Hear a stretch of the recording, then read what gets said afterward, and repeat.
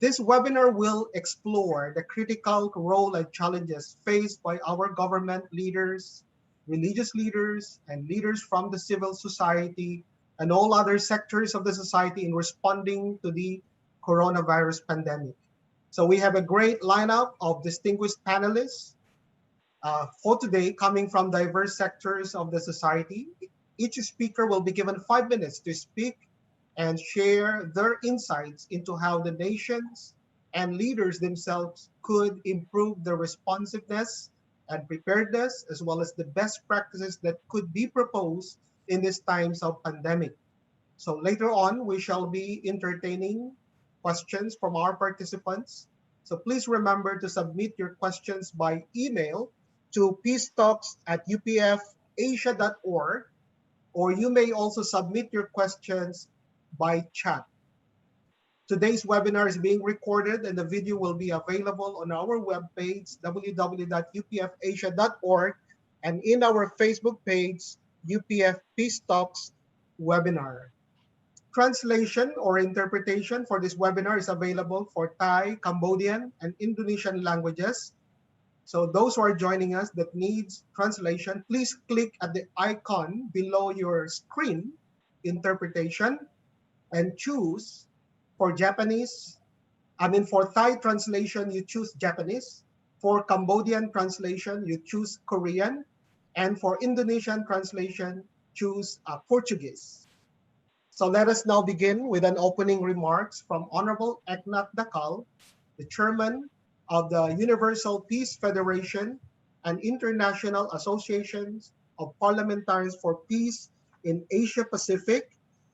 He served as a cabinet minister of the government of Nepal twice, as Minister of Poverty Alleviation and Cooperatives from 2012 to 2013, and as Minister of Peace and Reconstruction in 2015 and 2016. He also served as the member of the Constituent Assembly and Parliament of Nepal from 2008 to 2018, and he is the convener of the South Asia Peace Initiative. Ladies and gentlemen, let's welcome Honorable Eknath Dakal.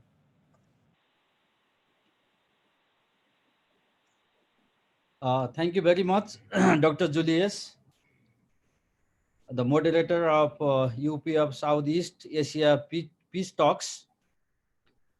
So I would like to greet all of you, especially our chairman, Dr. Yong, Dr. Kittel, and our excellencies, all distinguished panelists, and also hundreds of participants joining with us from various countries in Asia and also from throughout the world. Dear friends, I commend UPF Southeast Asia for organizing these peace talks. Our topic today, challenges of governance in our time of global pandemic, Southeast Asia perspective, is timely. The coronavirus has infected millions, killed hundreds of thousands, and affected the well-being of billions and more. The COVID-19 pandemic is an transnational threat that requires a global responses. The world needs national governments, regional organizations, and international institutions to act in the same cooperative spirit to effectively mitigate the COVID-19 outbreak. The crisis has also intensified the existing tensions in the global order. We are headed toward a new Cold War era. Are we headed toward a new Cold War era? Will the last century's trend toward globalization and multilateralism be reversed, replaced by increased nationalism? Can the United States and China find a way forward that helps promote a global economy recovery? What will be the world be like after the coronavirus? We know that the world after new normal would never be the same. In the aftermath of pandemic, the obstacles to collective action are likely to be even more daunting across the range of global challenge. Actually, the pandemic created overall challenges in the governance, such as citizens becoming unemployed, revenue decreasing substantially, industries falling apart, and increasing complication in connectivity and downfall of tourism industries and more. The socio-psychological effects to our children caused by COVID-19 is another challenge we need to address. We can be successful to fight against COVID-19 through building our confidence, not through fearing from it. We are encouraged by the successful model created by Cambodia and Singapore in our region to fight against COVID-19. We wish that Southeast Asian nations will work collaboratively to bring an end to this pandemic and to usher a hopeful future after the new normal. I am in the opinion that we need a universal thought or ideology as a foundation to build a better world. That new thought should overcome the errors of both socialism and capitalism and introduce something greater by embracing both camps. UPF founder Dr. and Mrs. Moon introduced head-wing thought as an alternative universal ideology to be adopted by nations to foster unity and peace. The UPF International Office has launched the Peace Talk series and is encouraging each region and nation to organize web conferencing program to address the role of various sectors of the society in moving through and beyond the coronavirus crisis.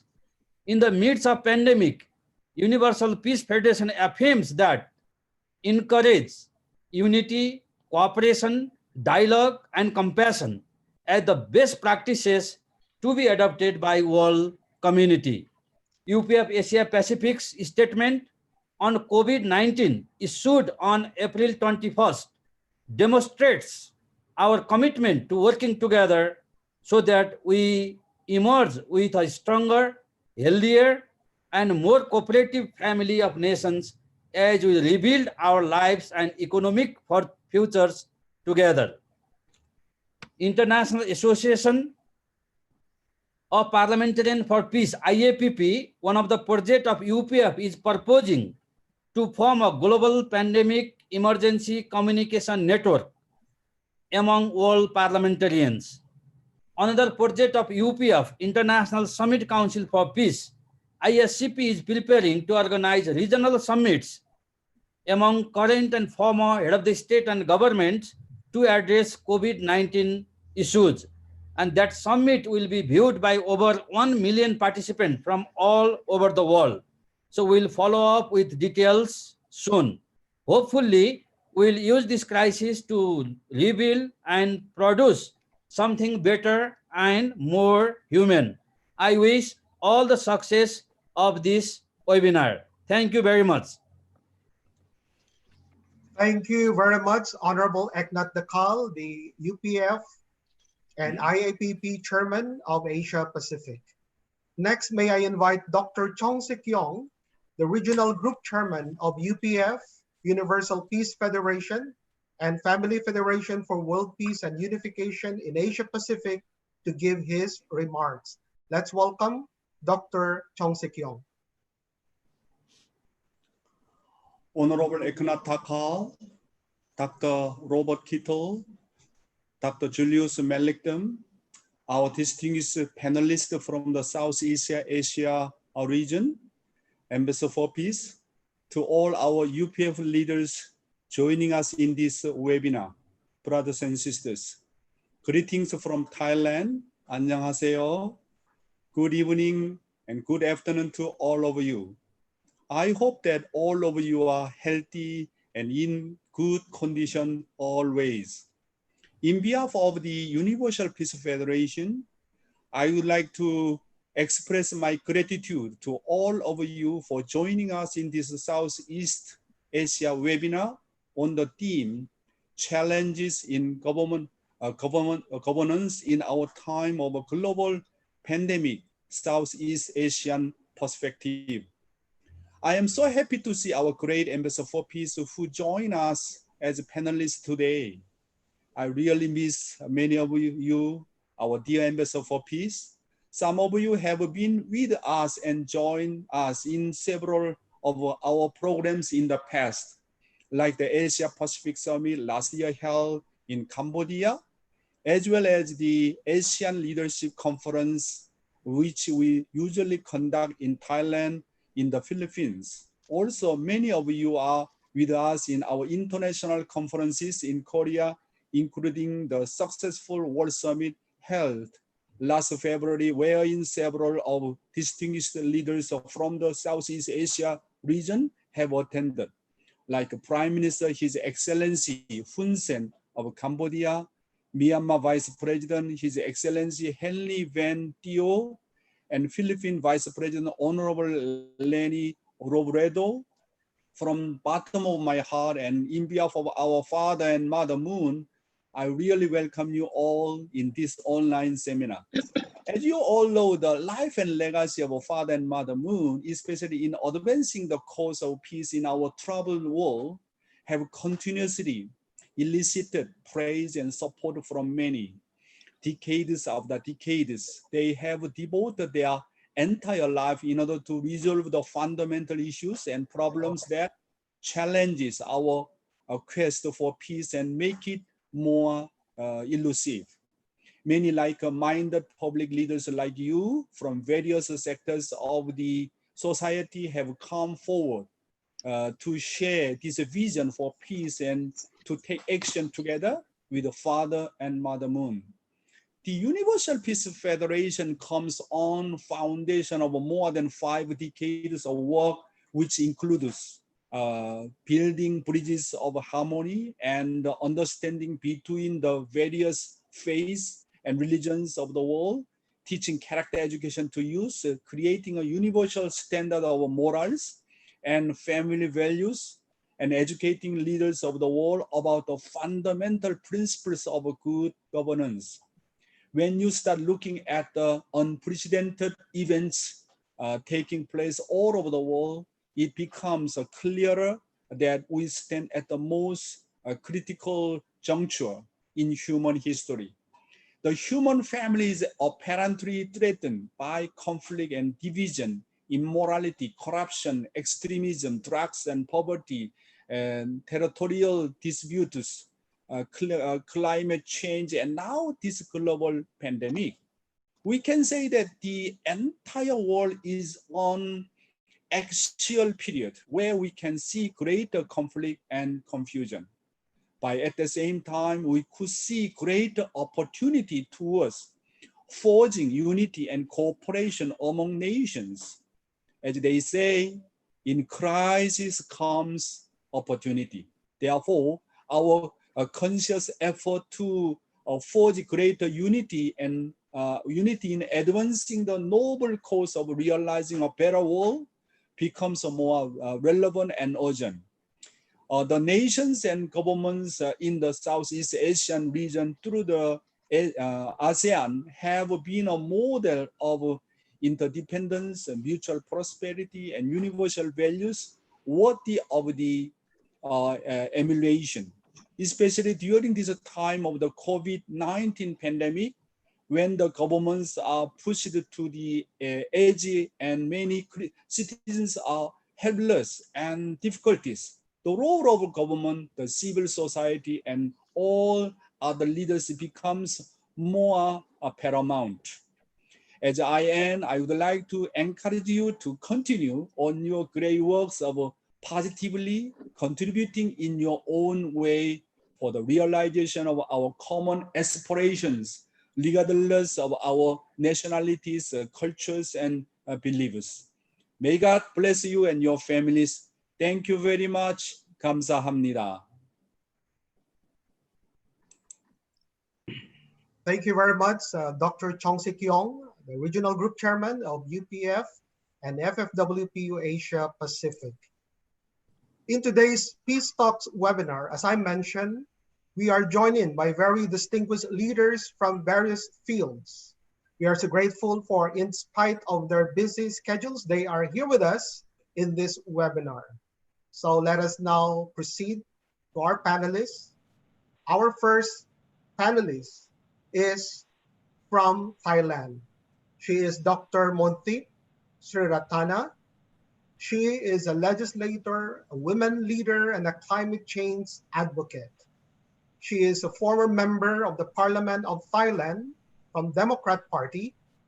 She's a former Deputy Permanent Secretary, Ministry of Natural Resources and Environment, and former President of Asia Pacific Regional Council, International Council of Women. She is currently a Senior Advisor and Director of Climate Change Research Strategies Center, National Research Council of Thailand. So let us all welcome Dr. Montip Sriratana from Thailand. Distinguished guests, ladies and gentlemen, it is really my great pleasure and honor to participate at this important webinar today. As you may know, that Thailand was relatively successful in addressing the COVID-19 crisis. As of early this week, we had a total of 3,120 cases and 58 deaths. We haven't had a local transmission in 2 weeks' time. However, as is the case with many other countries, COVID-19 has exposed governance weakness, but at the same time, help identify where we can strengthen our governance for the benefit of all Thai people.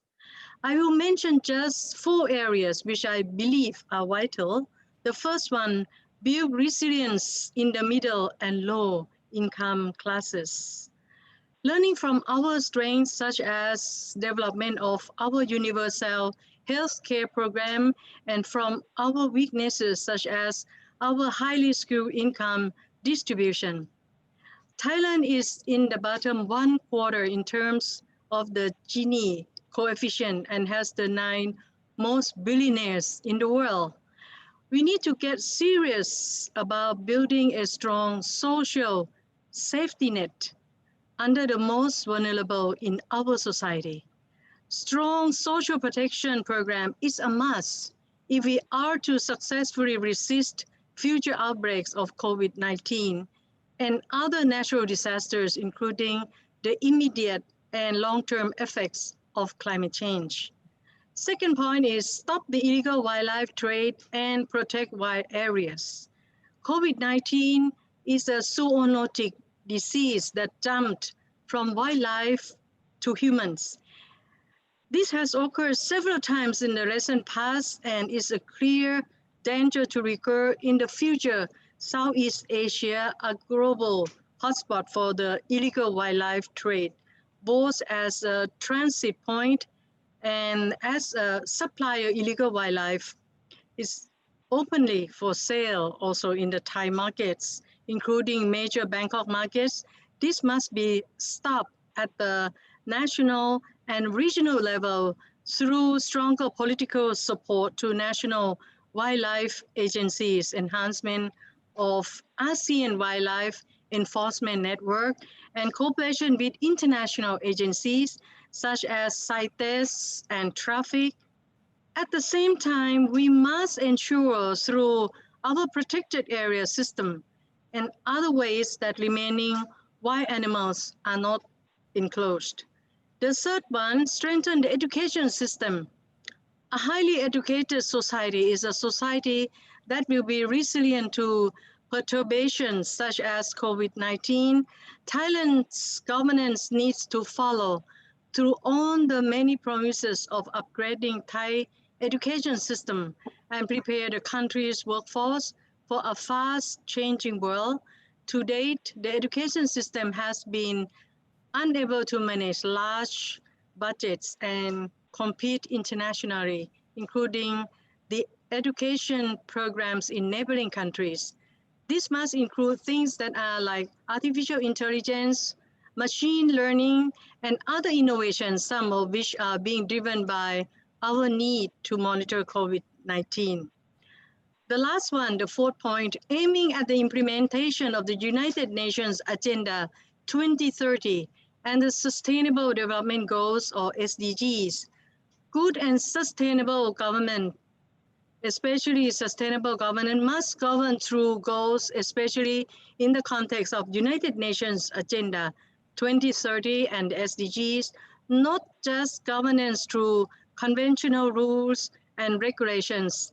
The 17 SDGs are crystal clear in terms of targets and indicators and what governments are expected to be doing in terms of approaches, methodologies, and resource mobilization.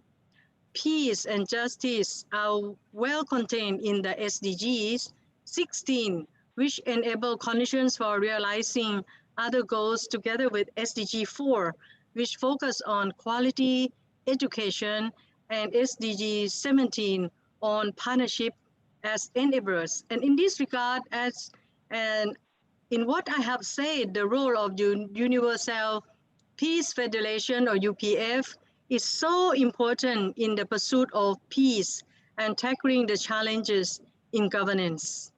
Thank you.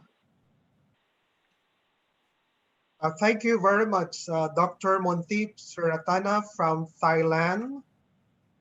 Thank you for emphasizing building strong social safety nets for the vulnerables, and not only in times of pandemic, but also for other global concerns like the climate change. Thank you also for highlighting the need for strengthening education system. Next, we will hear from our panelist from the Philippines. He is Honorable Leopoldo N. Batawil. He is a retired police general, a legislator, and a local chief executive. He is currently the mayor of Lingayen in the province of Pangasinan in the Philippines. He also served for 3 consecutive terms as a congressman of the 2nd District of Pangasinan, Philippines, House of Representatives from 2010 to 2019. He also serves as the president of the League of Municipalities of the Philippines, Pangasinan chapter, and currently the president of International Association of Parliamentarians for Peace, IAPP Philippines, and an ambassador for peace. Let's all welcome Honorable Leopoldo N. Batao. Thank you very much, Dr. Julius. My special greetings to our chairman, Dr. Yong, Dr. Kittel, Honorable Eknat, and the rest of the panelists from all over Southeast Asia, and the more than 500 viewers of our webinar. May I report for the record that the Philippines is doing its utmost best in addressing this coronavirus pandemic. To this date, we have registered a nationwide data of 23,732 confirmed positive, 1,027 deaths, and 4,895 recovered. And on the local setting here in my municipality of Lingayen, the capital town of Pangasinan in particular, we have not encountered for many weeks and months already, since we started declaring an enhanced community quarantine for our municipality since March 16 to this date. But we had one positive coronavirus patient, and he passed away thereafter within the month of March. But after that, we did not have any recorded positive patient. From there on, we immediately instituted various protocols in compliance with the national, regional, and provincial directives. And for the record, we have been seriously implementing social distancing, use of our face masks, and and ensuring that various places of convergence, public places, are disinfected regularly. And the president signed the Bayanihan Heal as One Act, or the Republic Act 11469, which was effective or signed last March 24. And these initiated or implemented various national program of action, like, for example, the state of calamity and the state of public health emergency all over the country, which made us, which authorized the local government units, the national government unit, the national government to realign funds purposely to address the coronavirus. And for our part here in Lingayen, in my municipality, we immediately made use of this authority, this law, in redirecting the municipal fund and the funds that we received from the national in providing various medical assistance and food assistance to our people who were locked down, because we were practically immobilized as a result thereof. All businesses, all transport facilities, all convergence activities were paralyzed, and we have to do this seriously because we want to ensure that the coronavirus will not spread anywhere. And when we were upgraded from enhanced community quarantine to general community quarantine, we are now slowly moving towards normalization. In fact, we already authorized the operation of transport facilities. Like, for example, here in the Philippines, we are known for the so-called tricycle. It's a kind of transport facility with the use of motorcycle and a sidecar. But the very strict guidance is one tricycle should only have one passenger, and that the tricycle driver should wear face mask. And we are strictly implementing this by way of maintaining various checkpoints in strategic locations and crossroads. So on top of that, we also authorized already the use of limited bus facilities, jeepney facilities, but still maintaining the social distancing. And to this date, we also conducted and continually conduct the so-called rapid testing. And because of limited funds, we are giving priority to the frontliners. Our frontliners are our medical staff, our policemen, our Bureau of Fire personnel, our barangay officials, and also the government officials who are serving the people at the front line. So, so far in my town, there are no reported positive cases in this rapid testing, but it is a continuing effort. And in the whole province of Pangasinan, we monitored some of our frontliners turning positive as a result thereof. But we will observe it until June 15, when the general community quarantine will end. And then we will ask for further guidance if we have to continue it on a modified general community quarantine mode, or to go to what we call the new normal. What is the new normal? we foresee that the new normal will be the wearing of face mask every day whenever we are out of our homes, or even necessarily when we are at home. No? And then we would like also to maintain the social distancing, and until such time that we will be able to have the so-called medicine, or the medicine that will prevent the coronavirus. And on August 14, by the way, the Department of Education will start to open their school buildings and classroom facilities for the children.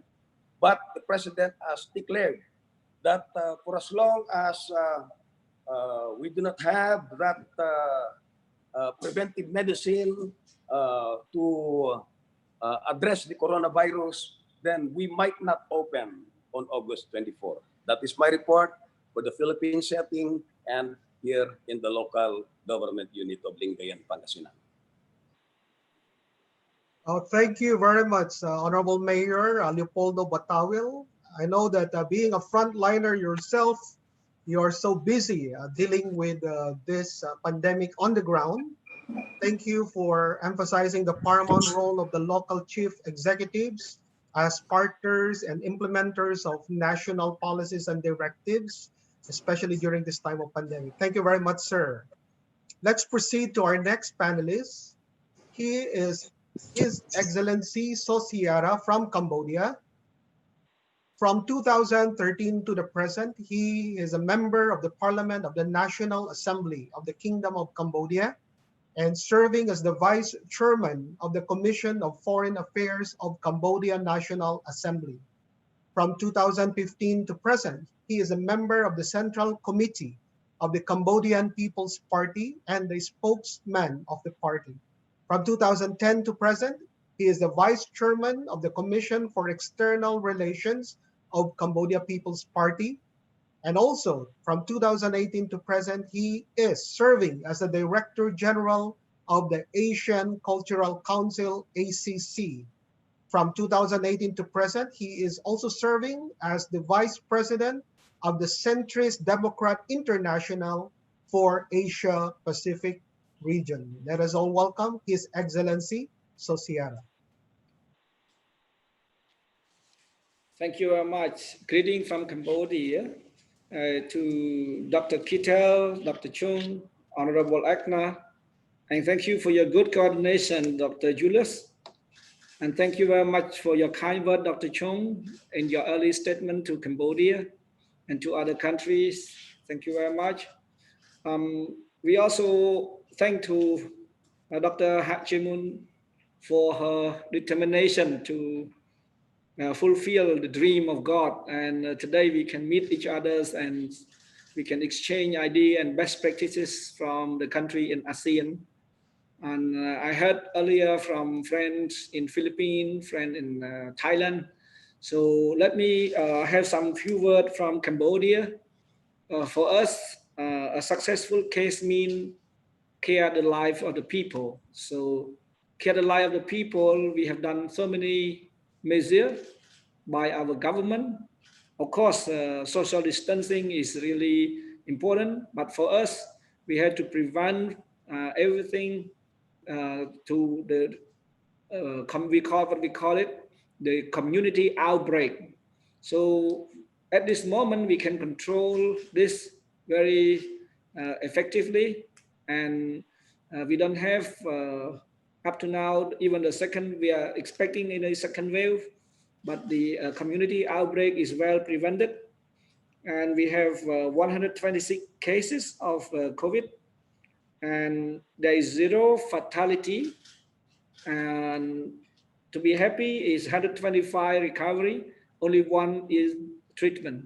So this is our statistic. Of course, compared to ASEAN, we have almost 110,000, and you can see that already 50%, more than 50% are in recovery. So what is the main challenges for us now in the region as a whole?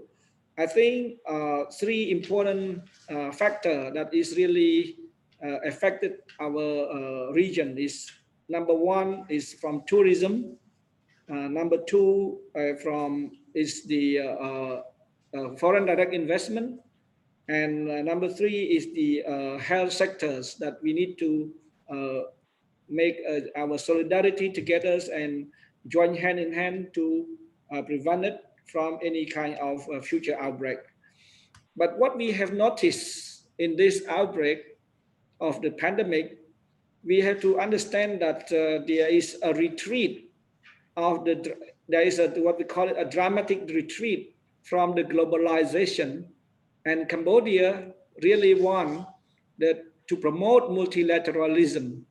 And we are now this year as a chairman of ASEM, we like to call for multilateralism, cooperation, strengthening international rule of law, and we must turn our country together rather than turn inward into the, we have to build more dependent cooperation and solidarity rather than settle ourselves as independent. In terms of pandemic, everyone feel a threat, everyone feel effective. So that's why we need together to join hand in hand to respect and to work together in the principle of WHO. This is very important. The World Health Organization, an early day, let's say, recall on the March 11, they have been under attack, and it is very at risk of losing trust and financing from some country. So this is not, we hope that it's not going to happen, and we hope that together join hand in hand and call for the vaccine, call to continue the promoting and providing, sharing the vaccination, and this is vaccination should be accessible to all, and everyone should be what we call it, the world most powerful country to share their pattern to all the country in the whole world to get in access to all. The third one that I like to call is the racism. The racism and the violence started from the COVID-19 shall be taken off from the agenda of the politician. The politicians shall work together in a loyal and honest way to cooperate each other, rather using COVID as a mean of racism and as a mean of a social disgrace. So we should not divide a class, because we all as a human life, and we shall respect the dignity, and we shall respect the principle of mutual respect, mutual understanding, and mutual interest. So at this moment, taking this opportunity, Cambodia is saying to all countries around the world, especially Japan, Europe, United States, Germany, China, even surrounding countries that help us to rescue us from this kind of pandemic disaster, from the falling of economic crisis. And at this moment, Cambodia in a stable condition and part of ASEAN country, we should be together and join hand in hand and promote the what we call it ASEAN centrality.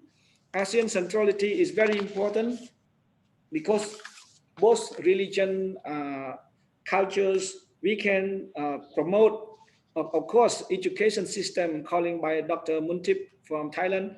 We appreciate you very much. But ASEAN have a very good value that if we present ourselves and solidarity in centrality role in the future, ASEAN will represent the soft power in the world that can connect people with humanity and help set up the future pandemic system protection on social safety net that could present to the world that how ASEAN can be united together in this kind of crisis. So this is our contribution from Kingdom of Cambodia. And we hope that whatever we can help, Cambodia will be at the central stage and joining as a bridging state among ASEAN countries to uphold the principle of centrality and neutrality. Thank you very much. Thank you very much, Honorable His Excellency Sosiara. We are really encouraged by how the Cambodian government has contained and continue to contain this COVID-19 virus.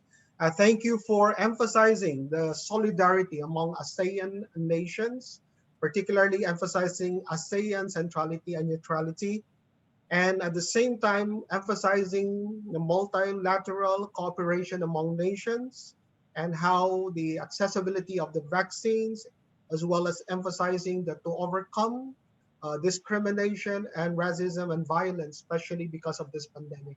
Thank you very much for your insights, His Excellency Sosiara.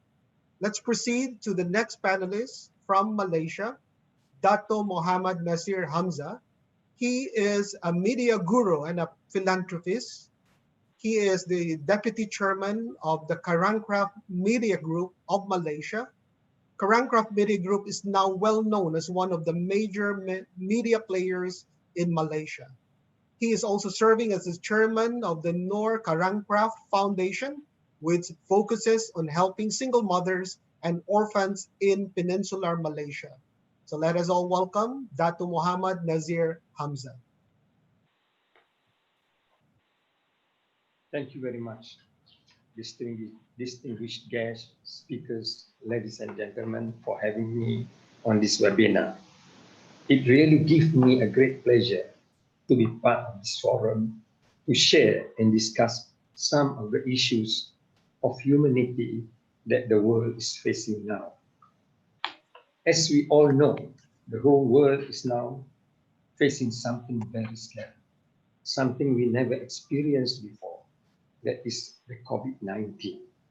To date, has claimed the life of hundreds of thousands of people around the globe. Let us pray that in the near future, we can find the vaccine to combat this deadly pandemic. But as Malaysian, I'm very proud to tell you that we are in Malaysia, we have been combating this disease very, very good and very nice. As of today, there are only 31 new cases of infection, and the total become the total of 8369 total. And for those who is already recovered, 7,065, and with only 118 deaths so far. So, in fact, we are very proud also. Malaysian has been named as the one of the third best doctors in the world who has managed these COVID-19 issues. That is our Director General of Health, Dr. Noor Hisham Abdullah, beside Dr. Anthony Fauci of the United States and Dr. Bloomfield of New Zealand. We are very proud of this. But I think, as everybody knows, this COVID-19 has been giving us a lot of problems. But there is one issue, sadly to say, that even before the spread of this virus from Wuhan, thousands of people around us are suffering from various illness, and some of them already died. We all are very well aware that everybody in this forum knows that one of the most glaring concerns that need urgent solution is the millions of stateless people that we are forced to become refugees. Millions of children, women, and the aged died because the third world countries refuse to accept that. If we can share the Malaysian experience, dealing with the refugees is something more scary than COVID-19. Malaysia, once facing the so-called boat people from Vietnam, that is in the 80s. Thousands landed on our shores, and we have great problem to deal in placing them. However, we care and we bring them and we put them into one island and we give them food and shelter them. This is all out of humanity. And now Malaysia is again facing the problem not only of COVID-19, but also the boat people. The boat people from Rohingya. In fact, just a few days ago, a few hundreds of them has landed in Malaysia. Thousands of these stateless boat people are now residing on our land, in addition to thousands of illegal from other neighboring countries. This is our problem. The common problem that all other countries face during COVID-19 is especially totally different from what Malaysia is facing. Although our government and our rakyat are still tolerable with this Rohingya, I personally feel that the world, the great countries, and every loving countries of the world to share the burden of our country in taking them over to their country. Rohingya should not be Malaysian problem, should the developed countries practice and share the spirit of humanity, they can take some of them. The problem of Israel and Palestinian must also be looked into.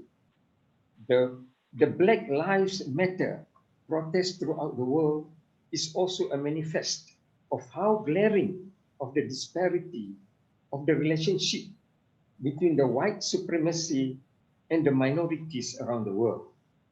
We must remember that war can never solve the problem, but only humanity, love, care, and sincerity that can solve the humanitarian problem.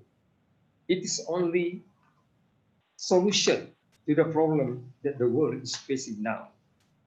In order to solve this concurrent problem, harmony among us is of utmost importance. We must live in harmony, respect each other, respect people around you, your family, your neighbor, your municipality, your state, and your country. Only through this we can live a better life. We can observe how the great country, the so-called great country on earth, is also facing big problem when it comes to solving COVID-19 issues. Why? Because they are not in harmony. One people talk different thing, one people talk another thing. But like what I said earlier, we are happy to be Malaysian because in Malaysia, only two people who take care of this COVID problem. One is the minister of, then the other one is the DG.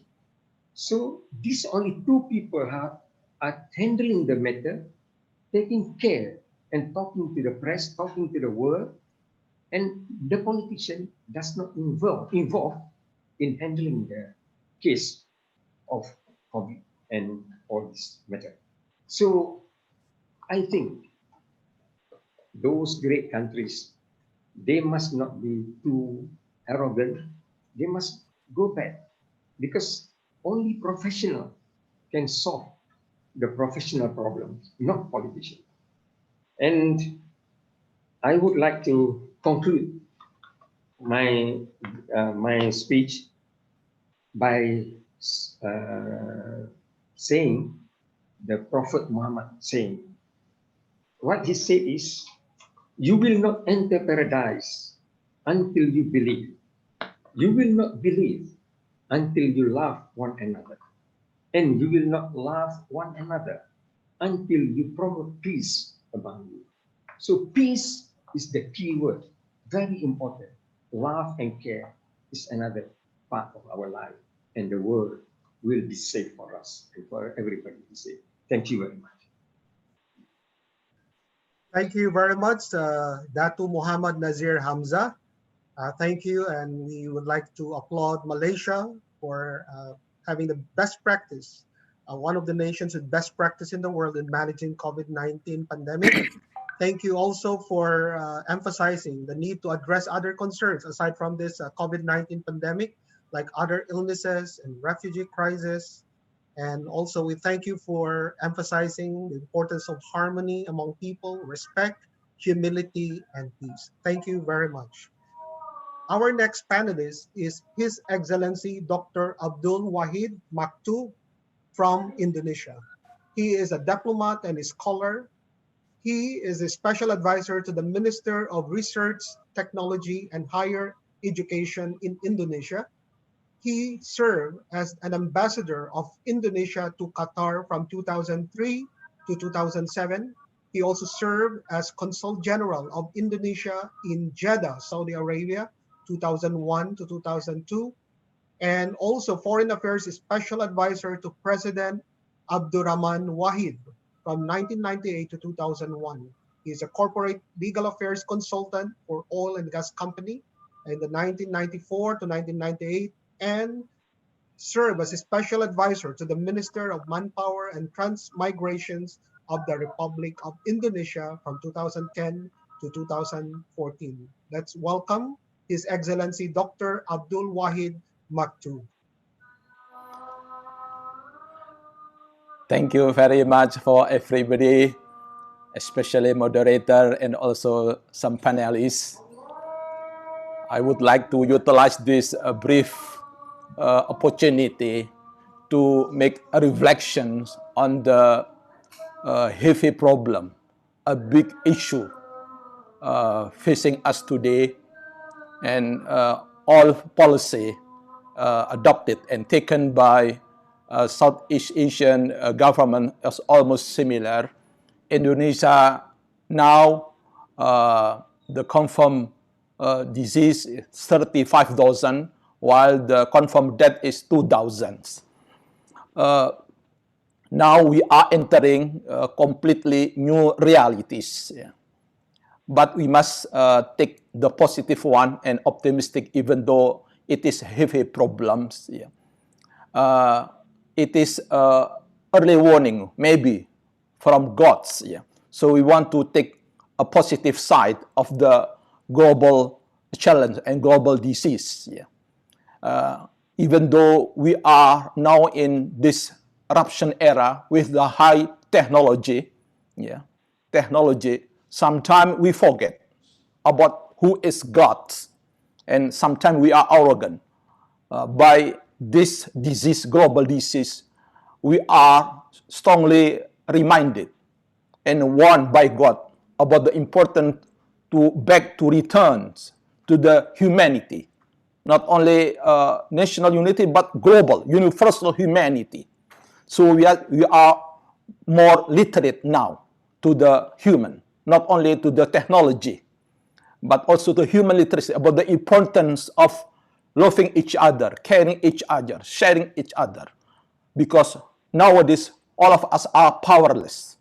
We are all hopeless. We are meaningless. We can imagine even the most powerful nation, like the United States, and also in the European countries, have the greater victims compared to Asia. So it is very very incredible. So upside down the values. So that's why we need new response, new answer, because now we are facing new challenge. So we cannot use any longer the old system, because everything become obsolete. If in the past we are working in the office, now we are working from home. But maybe one day we can work from anywhere because of technology. Yeah. So technology can do everything. But we are reminded that technology also have limitation. So we must reflect on our existence as human, especially our ultimate goal for what we are living in the world.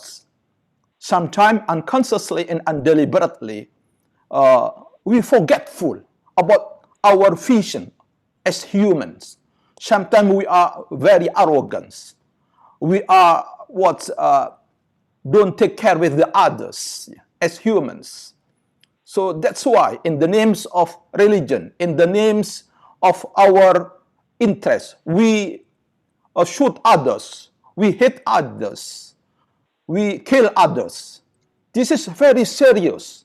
So maybe this moment can be made as a momentum for human reflection deeply on how the important is the unity. Yeah. So universality is very important. Solidarity is very important. We cannot work alone nowadays. Everything are independence. So that's why we must renew our spirit. And I'm sure that what is brought by UPF, Universal Peace Federation Values, is very, very relevant to be adopted, to be comprehended, and to be applied and to be implanted in the grounds. Because nowadays, especially, the most important problem is human itself. If human is not greedy, if human is not hateful to the others, whatever the challenge, whatever the disease, I'm sure we can solve the problem. So the most important thing is humanity is become the big question for all of us, whether our humanity is right or wrong. If we give wrong response, we will undergo setback. But on the contrary, if we give right response, we will make much progress, physically and metaphysically. Our soul, happiness. This is, I'm very interested to join with the UPF, but I don't know whether these values is well understood by all of us, whether these values are well applied to all of us. Because I think nowadays, all answers become obsolete. With the modern and advanced technology, the previous system become obsolete, become irrelevant, become disconnect. So that's why we can connect our what human is universal values, universal gods, even though we are coming from different background. But the differences must be made as a blessing, not as a threat, not as disaster. This must be realized by all people. Otherwise, even though we adopt whatever well policy, it will fail, because human is more important role now compared to technology.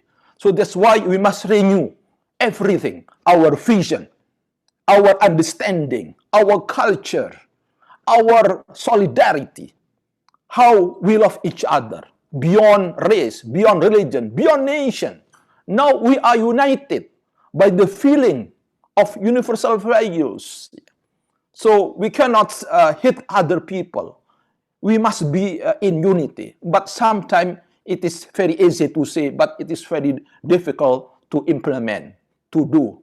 But I'm sure if we start from us, from our friends, we give a good example. We set aside our selfism, our egoism. I'm sure in the near future, this national, local, and global issues can be resolved entirely. Because now we are entering what we call global and local. Something global become local, and something local become global. Localizing the global and globalizing the local. So everything become interconnected. Yeah, independent. So that's why we must adopt new cultures, new vision, which emphasize on solidarity on humans. And I'm interested what is suggested by Japan now with what we call Society 5.0, which try to counter about the 4.0, which only emphasize on technology literacy, but neglecting human literacy. But now I'm not only to the human literacy, but also God literacy. God literacy. And God's attribute is passionate, love, mercy.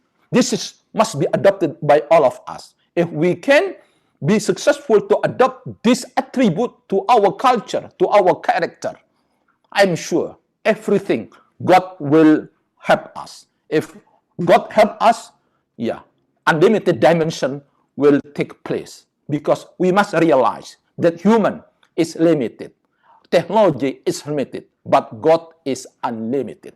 So we must combine the limited dimension and unlimited dimension.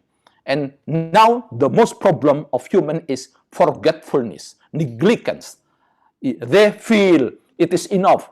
We no need a God's guidance. We need no guidance. So it is the arrogant, unconsciously and deliberately. Even though God gave us much lesson of powerlessness, you can imagine how can the superpower like the United States now is powerless? How can like European countries already advanced in technology, even they get much more victim in the disease COVID-19?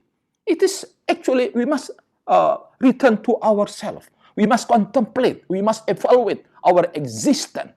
We must strengthen our new vision. That is love, mutual. That everything is our family.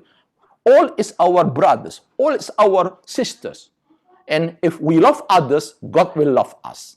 This is what's all universal values. And I'm sure UPF has moral obligation to spread its teaching to the all people, to the all nation.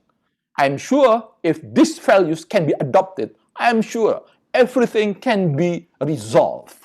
So this is the most important thing. Not only rely on technical matters, policy, but we forget behind that. That is metaphysical dimensions. What is invisible, as touched by UPF values, as far as I know. That's the soul is okay. A body is very important. Physical is very important, but metaphysical much more important than the physical itself. So let's back to our morality, to our humanity, sincere humanity, universal humanity. This is what is, I'm sure, that if we growth in our hearts, feeling of love, feeling passionate, mercy to the others people will be strong, because massive collaboration among human will have power, new energy. Otherwise, all of us are powerless. All of us will be meaningless, and all of us will be hopeless. This is what I want to stress. So now we must share a global shared values, which is interdependent of us, sharing, caring, loving each other, mutual respect, mutual help, mutual trust. We must develop this, not mutual distrust, mutual destruction. It is very dangerous, especially nowadays with the advance of biological and chemical weapons.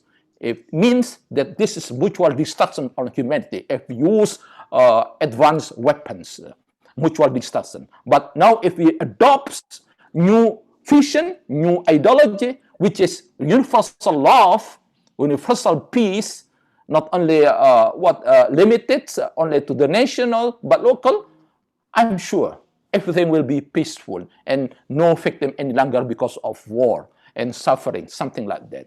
I think that is my hope. All of us are brother and sister, and I hope that our God will guide us, even though we are coming from differences, but essentially we find unity. The substance, the essence of religion is making all of us become united. I think that's all my my statement and also my expectation to all of us. Thank you very much. Thank you very much, His Excellency Dr. Abdul Wahid Maktub, especially emphasizing to look at the positive side of this pandemic. It's going back to God, and it reminded us of the importance of humanity as a global community and loving and caring for each other, and also mentioned about the limitations of technology. So this is a time for like a new culture, a new vision, where we are all brothers and sisters, and a call for universal peace. Thank you very much. Next, I would like to present to you our panelist from Singapore. She is Dr. Bibi Jan Mohammed Ayub. She is an educator, a professional counselor, and a social activist.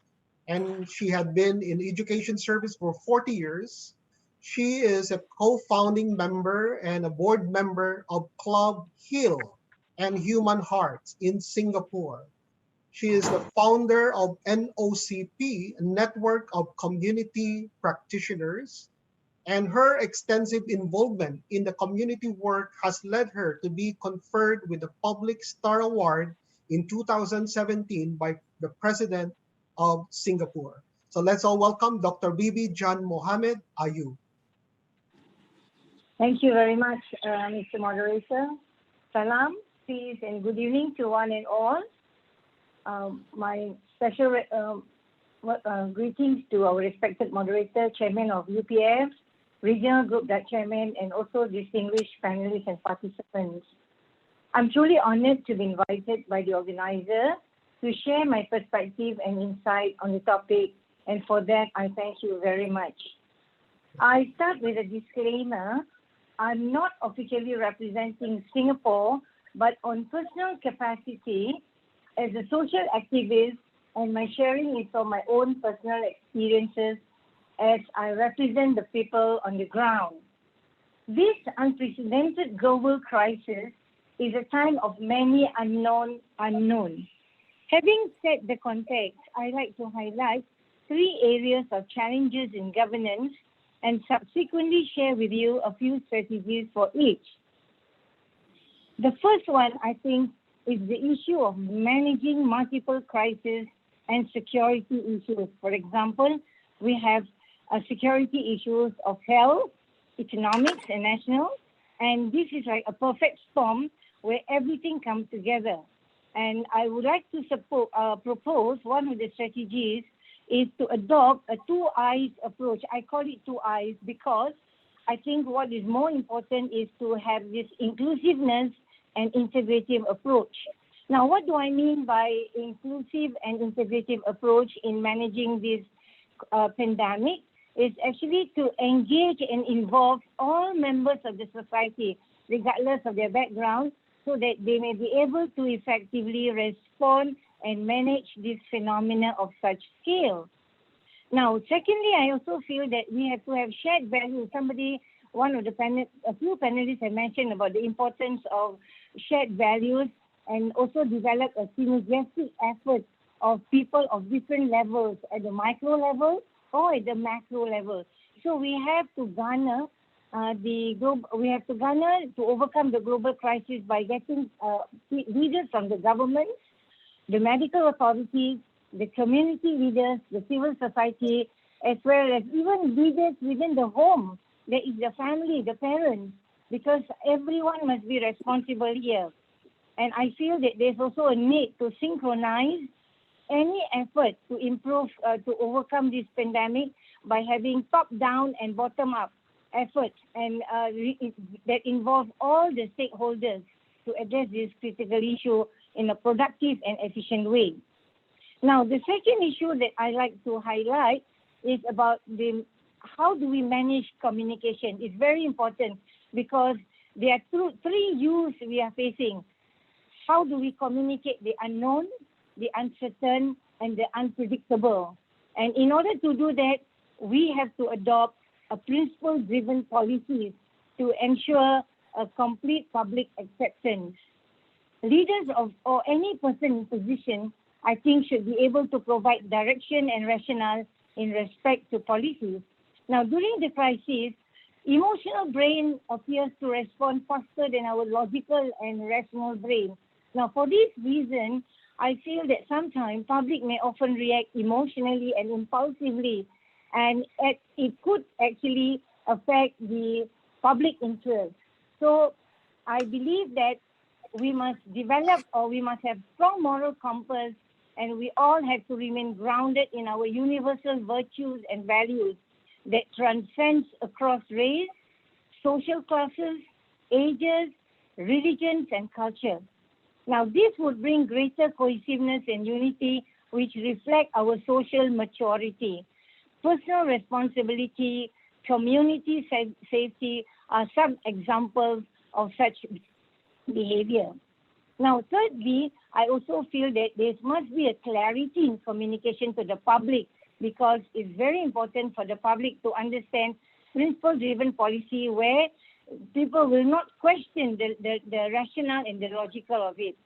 Now, finally, the third challenges, which I think is very important because we are given only 5 minutes, so I have to make it very brief, is how do we manage people? How do we manage the community in terms of people's expectation, people's emotion, and people's behavior? So I feel that there's a need, because for me as a teacher and a counselor, we are at the ground level, and we really see the need to provide timely and appropriate responses. So while it is important to adhere to existing standards of procedure SOP, I'm sure all of us have our own different SOPs at different level, a different domain, different aspect of life in the face of crisis. But we also must understand, but sometimes we need to step out a bit to ensure that we are giving accurate and appropriate response during the crisis. This is to ensure that we are mitigating any undesirable or unintended consequences that may occur. So I feel that at this moment, we have to embrace changes graciously.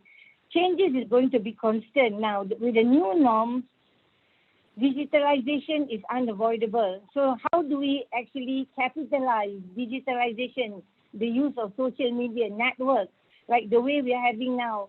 This is wonderful platform that we can share in terms of not just knowledge, but the values.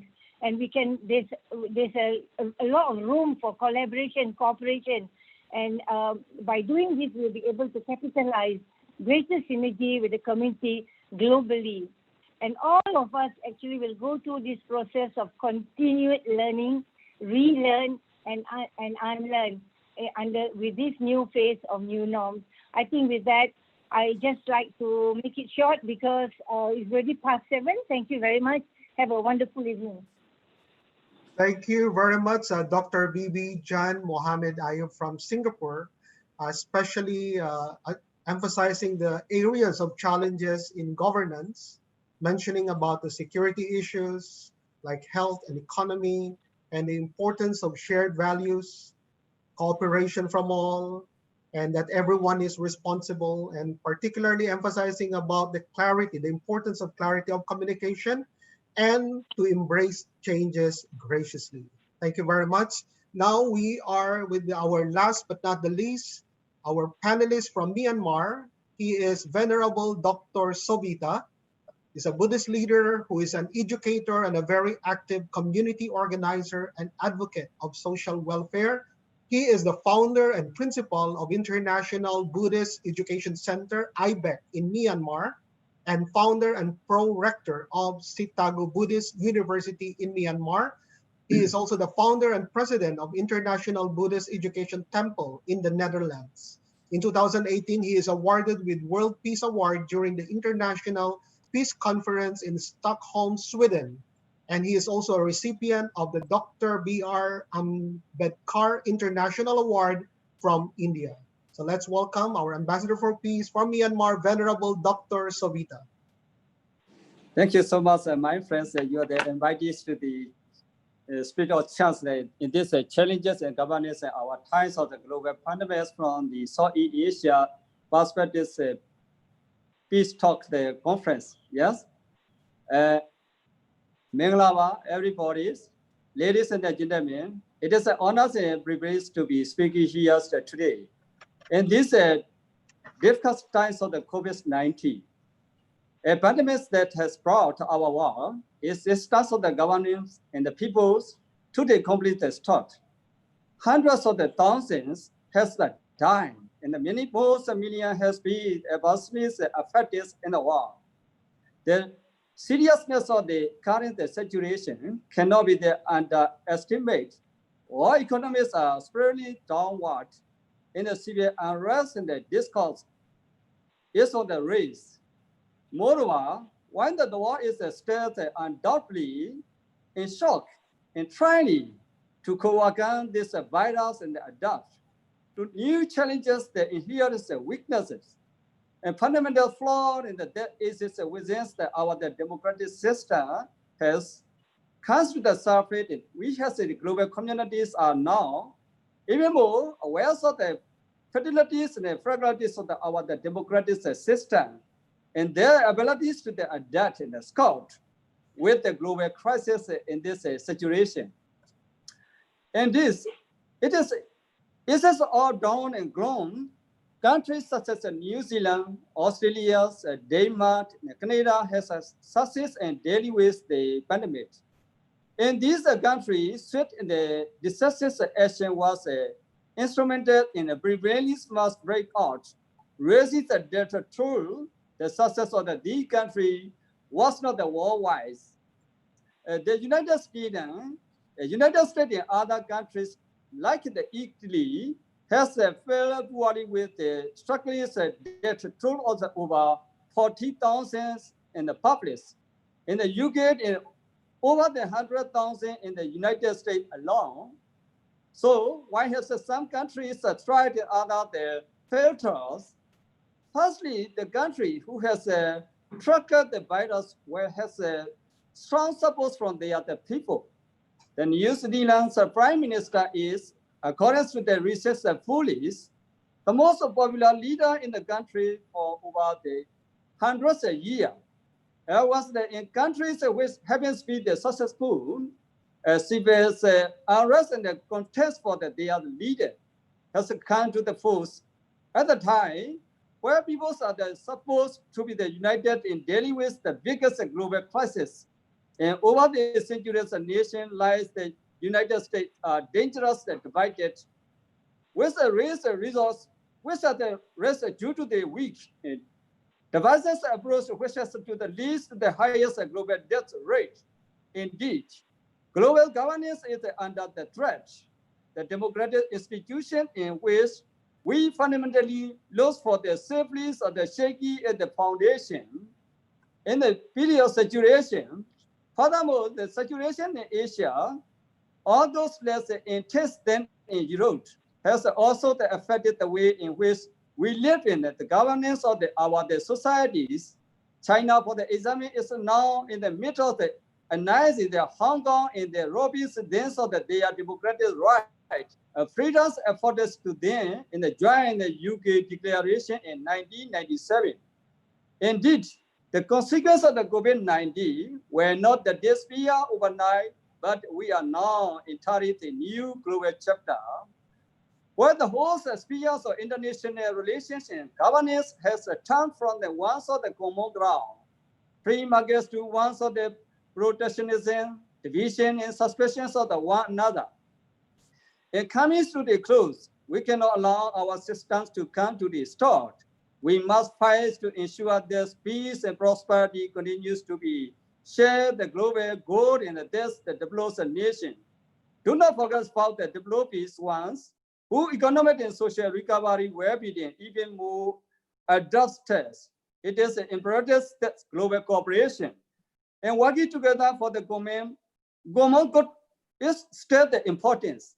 It is my first belief in the absolute completion that all people in global. Whatever their differences may be, can live together side by side in unison through mutual understanding and respect for the one another.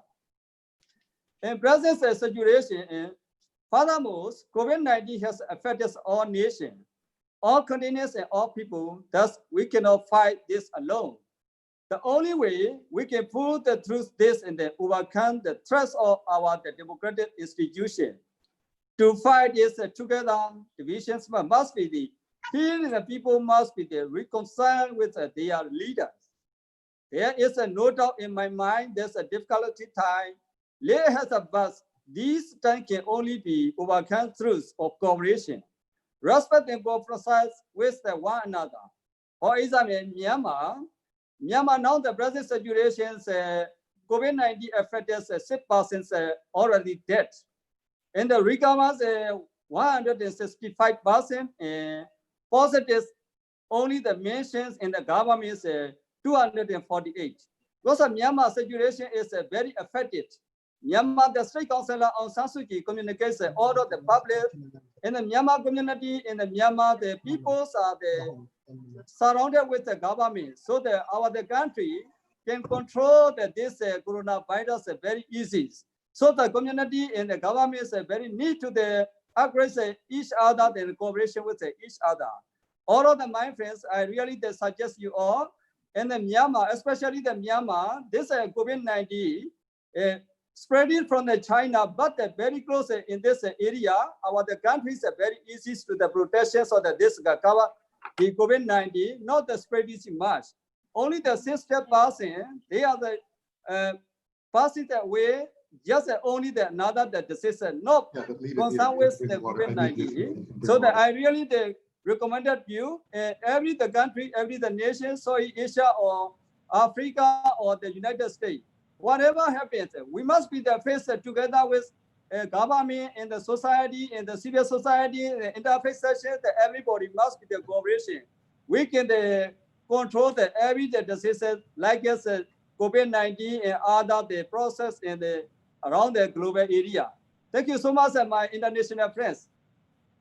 Thank you very much, Venerable Dr. Savita from Myanmar, especially emphasizing our international relationship and that the systems must not stop, particularly economic and social recovery, and especially emphasizing that we cannot fight this pandemic alone. Thank you very much. So thank you. We will now proceed to the question and answer. We just have a few minutes. So I would like to now introduce Dr. Robert Kittle, the Chairman of International Association of Youth and Students for Peace, to facilitate this Q&A. So Dr. Kittle, please. Yes, good afternoon. Thank you, Dr. Julius. Dr. Yong, Honorable Eknat, panelists, and participants. Thank you for making your time available. It has been, you've all enjoyed yourself, but I'm trying to field all these questions and we don't have enough time for them, so my apologies in the beginning. The first question goes to you, Reverend Julius, Dr. Julius. Will there be certificates issued? Many people have asked about that. And how do they apply for that or get that? Quickly, please. Yes, we will be giving out e-certificates. So please send your request to our email address that is posted in the chat group. Okay, thank you. Next question. This question goes to, Dr. Montip Srinatana. Can you point out at least one or any advantage of COVID-19 and maybe lessons learned, especially in relationship to climate change caused by carbon emissions? And a similar question from another participant talked about some of the positive elements that they saw in terms of reduced traffic, pollution. We can see the mountains, less crime, air is cleaner, less hassle in our life. So could you please address that? Thank you very much for the questions. Well, after the COVID-19, I think impact of emission of CO2 or carbon dioxide reduced sharply in the century. So how greenhouse gas will be changed after the lockdown of COVID-19 ended? So we found the energy use during the COVID pandemic is less than usual, 4 to 8% reduction or 2,000 to 3,000 tons carbon dioxide, or 6 to 10 times lower than the low economic period of the world. So we can say that we can observe travel plan is less. For example, in Thailand, Bangkok airport is closed, only few flights that we allow to bring the Thai people back home, and less use of energy like coal, and the amount of energy were reduced. For example, I could see 10% of energy in New York reduced, 20% energy use in Paris reduced. And we can see that air pollution is less. We can see Mount Everest from Nepal clearer, and the social strategies also will be changed. And this will lead to the reduction of greenhouse gas in the future to come. So if we continue to reduce the carbon dioxide by 5% every year until CO2 reduction reach zero in 2050, so this we can help control the rate of change of the emission and also of the temperature of the world, not more than 1.5 degrees Celsius within this century. And I'm very pleased to tell you that now Malaysia Dr. Noor Hisham Abdullah, Director General of Health Department, will also soon declare COVID-19 free, similar to Thailand. So this is very good news for the Southeast Asia on COVID-19. Thank you very much. General Battalion, this question is for you. My question deals with how our government addresses the pandemic. The Philippine government spent billions of pesos to feed low-income residents, called the Social Amelioration Program. The past weeks during the pandemic, enhancement community quarantine, and is spending a lot. Do you agree with this action, or would you rather do something else? For example, instead of giving funds directly to the people during lockdown, beef up hospitals, support the PPEs, the frontliners, the quarantine checkpoints, etc., please. Yes, thank you very much for that question. Actually, we did all these things that you have mentioned. When the Bayanihan healed us one act, the law that authorized us to provide various assistance to our constituents. First, when we locked down our communities, we have to provide the people with food. And that was rendered by the national government, providing us with the funds needed for the procurement of various relief goods. And second, when we were provided for with the funds to be given to the poorest of the poor who were directly affected by this COVID-19. And we also did that, although there were so many challenges that we faced. For example, in ensuring that the money will really be handled or given to those who are really qualified for the purpose. And all these things, we continually ensured that while we lock down the people in their various homes and communities, we regularly gave them or shared some food items for their sustenance. But then we cannot provide those things on a regular basis.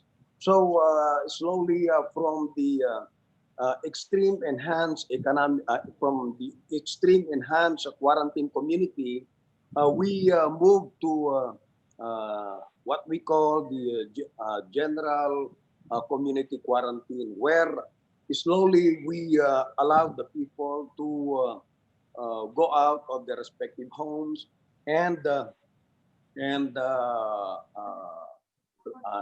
avail of the different commodities that were rendered on a regulated basis. And so our people now are have managed to subsist with this system that we are in. And I believe that that's the right thing to do. And however, because we here in the local setting, we realize that we cannot go on forever or for a long period of time. So we expect that after June 15, we will be able to go back to normal situation where trade and commerce will be open and transport facilities will be allowed to operate. So these are the things that we expect to observe, although we will continually be guided by the protocols that will be given to us to follow. So on that note, I believe that the continuing monitoring of the situation will go hand in hand with the level of logistical support and the opening of business for that purpose. Thank you. Thank you. The next question is for His Excellency Sushara from Cambodia. We have heard that Cambodia welcomed a cruise ship with passengers that might have been affected with COVID-19 virus. This cruise ship was said it might have been rejected by other nations. If this is true, how did Cambodia handle the passengers and where are they now? And from another person is, how did you do such an incredible job in controlling the coronavirus? Please. Thank you very much, Judy and Venus, for asking this question. And thank you, Dr. Kittel. I cannot hear you. I'm sorry. But okay. Does Yes. it work now? Yep. Thank you. The question from Judy and Venus, and good to be raised by Dr. Kittel. First, we have to appreciate our leaders, Prime Minister Hun Sen, for his openness and cooperation and so much of humanitarian respect. So that's why the cruise ship named Western Dam have been rejected by several countries. What we heard, not less than 12 countries in the region. So only Cambodian accepted this Western Dam on the 14th of February, which is the Valentine Day. So we received the request just only like 2 days in advance prior to the 14th. So on the 12th of February, we received this request and we coordinated with the US Embassy in Cambodia to identify the registration and to understand the ownership of the ship. And second, we understand that the outbreak is just a fear. It's not a real outbreak. There is no evidence of the outbreak. So this is why Prime Minister have decided to welcome the Western Dam. There are 2,400 passengers on board with passenger and crews. And we feel that if we left them behind, this ship would have nowhere to go because Cambodia is the last place to berth. So at this point, we have contacted our medical experts. We have contacted and set up the treatment centers. We have contacted our friends surrounding country to provide us what we call it the gear, the material, the gear, in order to protect the doctors and the nurse. So with all this ground protection and readiness, so Cambodia could be very sure that we can help. And especially the first time we are shortage of the what we call it the testing kit. So testing kit is the key important for us to build trust. So we provide and we do a random check, what we call a random check. So from a random check, to be honest, we don't have even 1,000 kits to test the 2,400 passengers. But we do with the random check and trust, make us more confident that this ship, the passenger on board, is not infected. So that's why we open and send them for the just 14-day quarantine, and they are all safe to go home. So they are now back home from 41 nations. We receive all the word of thanks from those, including our what we call the outstanding President Donald Trump, also tweet a message through the world, and all those other leaders have made a phone call directly to our leaders. This is in terms of Western Dam. Number two, with regard the question of our measures to counter and to detect this COVID-19, to be honest with you, we have learned from one similarity about the outbreak in China, in Wuhan, because there was about the outbreak of COVID-19 in Wuhan. It was like a Chinese New Year. And the outbreak came to ASEAN is about the April. That is the most outbreak. And we thought that it was the similarity is how we can lock down the city. How can we lock down the province? So our leader have issued a measure to, we call what we so-called the partial lockdown. So we only go to the province where the aircraft is landing. So mostly of our case is imported case. So imported case, important is the airport. So airport is the key of the gateway for the outbreak. Second, we have to prevent it from the community outbreak. So therefore, to make it effective, prevention, We call it a temporary school lockdown. So student is the most priority for us, and the kids are important. And there was a first found the principal of international school, one international school, who got infected and who found positive for himself and his child, 4-year-old child. So those were the most significant signal that Cambodia is not exception from like the other country. So we have to take immediate action. School are the first key to lockdown. Second, our community, what we call it, partial lockdown. The third one is the entertainment lockdown. So all entertainment is very important. These are the key because people are so happy. Family party, a nightclub party, massage, spa. Those are the most, beer garden. Those are the practical infected places where people can easily get the virus infected. So after that, we need what we call a volunteer, a strong soldiers volunteer. Those are the young medical graduate. The young medical graduate, very brave, very dedicated. Those are the people we can trust. So we found immediately 2,000 young medical students decide to go to every province of the 25 in the whole Cambodia. And we set up the school and the medical center as the center to receive the treatment and for the quarantine. And the last one, it is important for us because Thailand is our neighboring country, and we have almost 1 million immigrant workers in Thailand. So most of them, they return home during that Khmer New Year, the Songkran festival. So we ask them to understand and to stay in a 14-day quarantine. Those are the one, almost like 500,000 of them. So they all respect. So the last one I could say, humanity, respect of humanity, is the people participation is very important. So our people understand and cooperate. They did not make any violence. And finally, we received the very good success.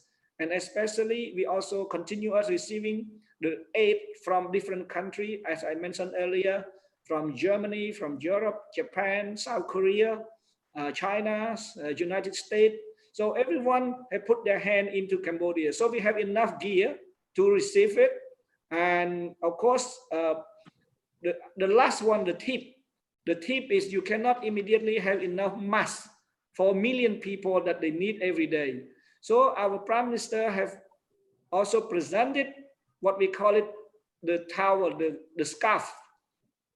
Khmer, Thailand, Laos, Myanmar, we all use scarf as our traditional gear for personal use. So scarf is the immediate prevention for all the people who has not ability to buy masks. So this is very important. Social distancing is a rule, but not easy to practice in practice. But scarf is very immediate, so everyone understand the need and the flexibility of our government policy, openness, accountable, and free of charge. So every patient who been accepted to our hospital, not regardless of nation, regardless of races, our hospital open to all and free to all. So that's why we are so much happy. And at this moment, all of them, most of them have been dispatched, have been staying out of the hospital, and they have been treated well. And we have decided what are the special medicine for this expert to use. So this is very decisive. Politician has no hand in that. Only technical and professional can do that. So this is how we work out together and successful cases. Thank you very much. Thank you very much. You've mentioned that Cambodia is a very disciplined society, and I would support that very much, having lived there for just a few weeks. The final question is an open question to anyone. How will the coronavirus reshape democracy and governance globally? A follow-up question, how will US-China relationships affect us here in Asia, ASEAN, Southeast Asia, and other parts of the world? It's an open question, please. It's our last question also. Thank you.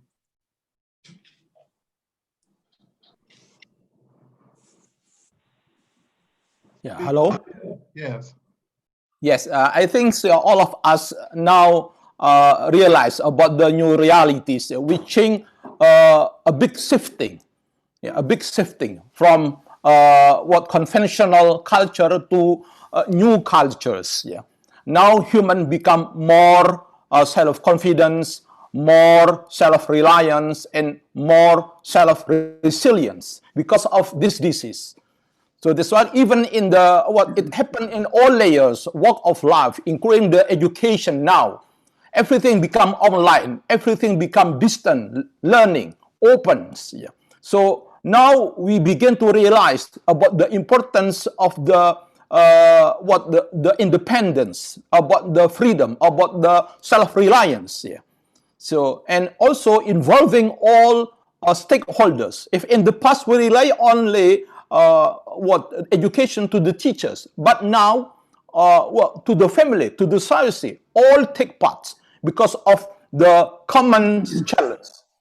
The common. So, in the positive sides, actually, COVID-19 give much lesson to humanity to change entirely from conventional to a new one, which is much more humans now. If in the past we don't have time with the family, now almost every time we are together with the family, and also there are a lot of variation, yeah, diversifications. If in the past we are physical, but now we begin to diversify, not only physical but non-physicals, communication, even much more expanded beyond our territory. So this technology become to the true function of technology, connecting and uniting, not dividing, not disintegrating. So that's why we need new moral now, which is very universal, which is very global. That is universal values, which is religion and science must be harmoniously be synergized and collaborative. Yeah. Otherwise, what the technology become disaster. On the other hand, also the religion become failure if it is not supported by technology. So it means science and religion must be reintegrated. So that's why physically it's okay, but metaphysically it's okay. So locally it's okay, but globally okay. So there is no gap, there is no conflict, and we consider the differences become become a blessing, not become a threat and become disaster for all of us. I think this is a big shifting caused by COVID-19. That is the benefit. That is the virtue and a blessing with the a common blessing for all of us. Thank you. Thank you. Yes, in my country in America, they locked the people out of the Thank you, sir, churches and locked them into their Dr. homes. Kitty. Yeah, one last I comment, want please. the one comment. Yes. Last comment. Thank Yes, you. finally, you are finally the questions I mentioned about this China and the US. Yeah. So before the COVID-19 the pandemic, and the China and the US are the fighting the each other by the trade, the economic kids. After this COVID-19, the global area more affected the economic crisis and international politics crisis, because the superpower, China and the US, are only the two the superpower in the global. So how can we solve this the global issue more than the year by years different days after this COVID-19? This is my point of view.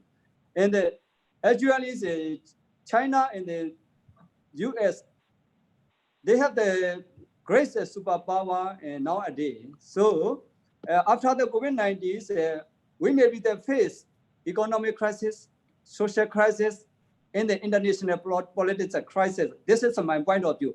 How can we resolve this coming the future crisis? Thank you so much, Mr. Kitty. Thank you. Dr. Julius, back to you, please. Thank you very much. Again, apologies, we don't have enough time. we've gone over, but I think everybody has enjoyed themselves. Dr. Julius, thank you.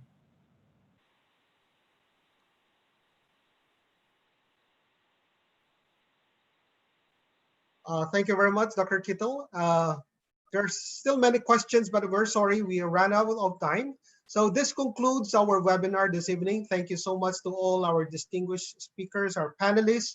You have all been wonderful and you deserve our applause. Thank you too to all those who participated in this UPS Southeast Asia Peace Talks webinar. Again, I would like to announce that today's webinar is being recorded and the video will be available later today on our webpage at www.upfasia.org and also on our Facebook page, UPF Peace Talks webinar. And please stay safe. And I would like to give advance invitation to all of you for our upcoming International Summit Council for Peace Online Summit for Asia Pacific region. This will be held this coming June 29, 2020. Thank you very much. God bless you all. Thank you, Dr. Thank Julius. you. Thank you. See you again. See you again. Thank you. See you again. Thank you very much. Stay It's a safe. visit to the Myanmar again. Dr. Julius, Yeah, Dr. regards Katie, to all. Dr. Ya, everybody. Thank you very much. Thank you. Selamat. Mabuhay. Thank you. Bye. Planning to Jakarta. Don't forget. Thank you, Chairman, for the Never wonderful forget you job. all.